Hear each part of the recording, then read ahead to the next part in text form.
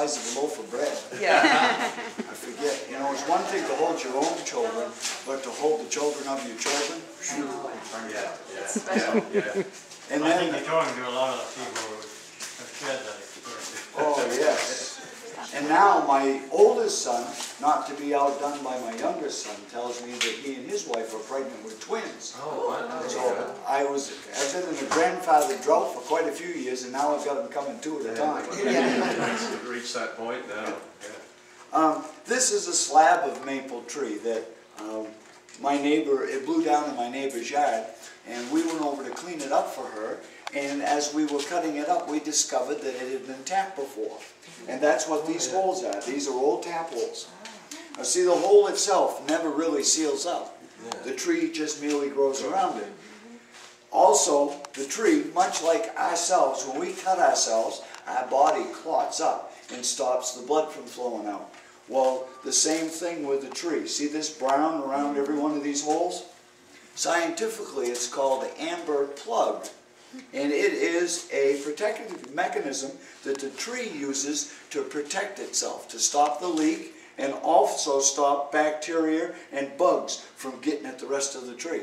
The white part of it is the part of the tree that we're after that the sap flows in. However, these dark portions here are areas of the tree that will never produce sap again because they have been sealed off by the tree. There's one down here. And this is a piece of the heartwood of the tree. And the same on the reverse. Yeah, this is just a, if I'd have known those taps were inside that tree, I would have taken a lot more time and effort to make a decent slab. Because it makes a pretty good piece to show people what happened. Not bad for a chainsaw. Huh? Not bad for a chainsaw. Yeah, Little chainsaw work going on. Oh, no, it's a saw blade, isn't it? yeah, we didn't really pay much attention to it when we were doing it. And then we split it apart and went, holy smoke, look at that. Now, the lady asked me outside about plastic tubing. This is the technology of when I was a kid, and this basically was invented after our Civil War. They were able to fabricate buckets and so forth out of tins. And this technology went from the end of the Civil War right up through to the 1950s and 60s.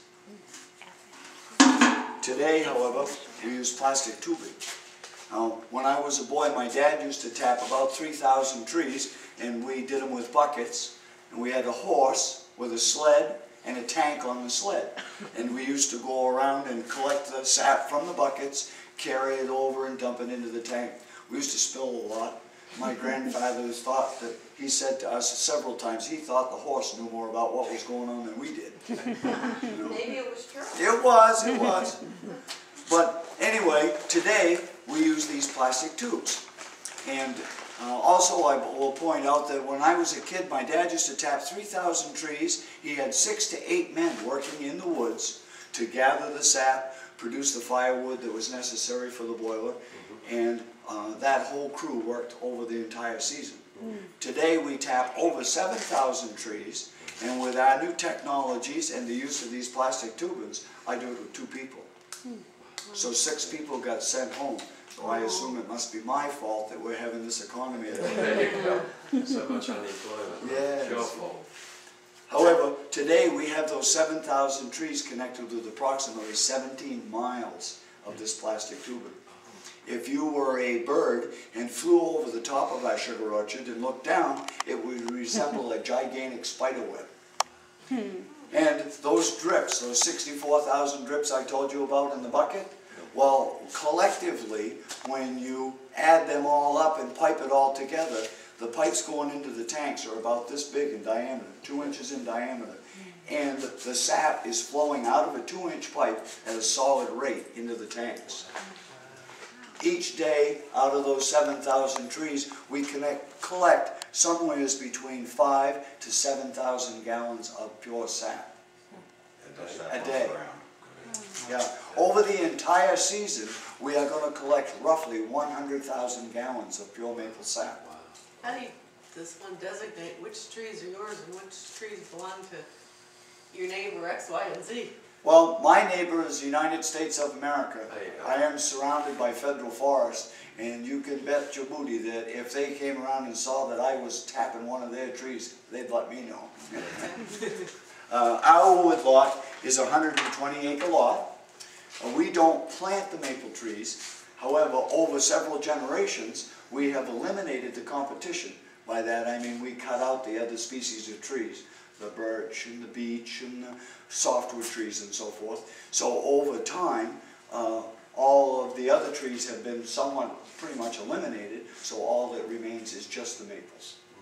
Now ideally I'd like to have a maple tree, one every 25 feet. That tree that you noticed out in the yard, it has a nice round crown on the top of it. Well, the bigger the crown on the tree, the more and the sweeter sap that it will produce. When the trees are growing wild in the woods, they tend to grow under great competition, and they tend to have a V-top. The V-top is good for the lumberman because there's less branches on the side of the tree coming up, and there'll be less knots and so forth. Because the biggest competition for that maple tree is the maker of hardwood flooring and furniture. However, once you cut the tree down, there's no more sap. So we've chosen to go the other route, whereas we harvest the trees, harvest the sap from the trees year after year. Jim, how many gallons of sap does it take to make 1 gallon of maple syrup? Roughly 50 gallons of sap boiled down to make 1 gallon of syrup.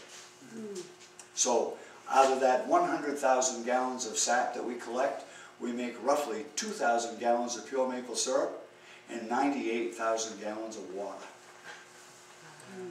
Historically, it has always been to boil the sap in order to evaporate the water off from the sap that you get. As it comes from the tree, it has the consistency of water. It looks like water, tastes like water, freezes like water, takes on all the aspects of water. However, it's only about 2.5% sweet sugar that's in it. So historically, it has always been you buy a bigger evaporator, build a hotter fire, and stay up extra hours in order to deal with a large volume of sap to boil away the water. Here we have a reverse osmosis machine. This type of equipment was invented first during the Second World War, and it was used on ships and submarines to produce drinking water from seawater. Under that application, they threw away the salt and drank the water. Well, I use it just backwards. I run my maple sap through this machine, and I throw the water away, and I save the sugar concentrate. This machine in 1 hour will process approximately 1,000 gallons of sap, turning it into 750 gallons of pure water, 250 gallons of sugar concentrate. At the sugar concentrate stage, it takes 10 gallons of concentrate to make 1 gallon of syrup. So I've done 3/4 of the water has been removed by a simple pump and membrane. Yes?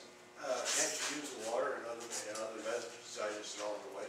I use it to wash with all the equipment and stuff afterwards. This machine is much like a swimming pool. After you use it for a while, it needs to be backwashed in order to clean the filters. So I use it for that.